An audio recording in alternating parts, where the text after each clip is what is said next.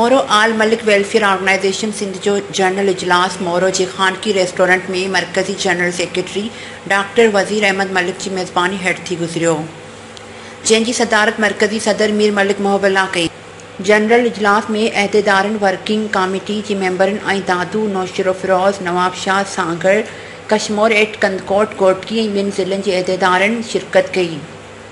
त Malik welfare organisation के मरकज़ में ख़ाली अहदनि ते मुतफ़िक़ा राय सां अहदेदार चूंडिया विया, जंहिं रईस अमानुल्लाह मलिक खे मरकज़ी सीनियर नायब सदर ऐं अहमद अली मलिक खे मरकज़ी राबता सेक्रेटरी सिंध, खान मोहम्मद मलिक ज़िले गोटकी जो सदर मुक़ररु कयो वियो। हुन मौक़े ते मरकज़ी सदर मलिक मोहबल्ला ऐं मरकज़ी जनरल सेक्रेटरी डॉक्टर वज़ीर मलिक ख़िताब कंदे चयो त मलिक वेलफेयर ऑर्गेनाइजेशन तंज़ीम जो मक़सदु हिकु ई आहे, उहो बिरादरी के माण्हुनि जी बिना के फ़र्क़ जी ख़िदमत करणु आहे।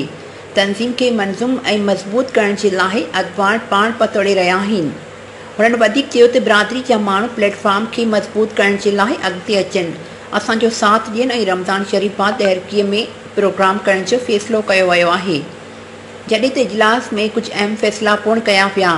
हुन मौक़े ते सॼी सिंध मां आयल अहदेदारनि खे अजरक जा तोहफ़ा पेश कया विया।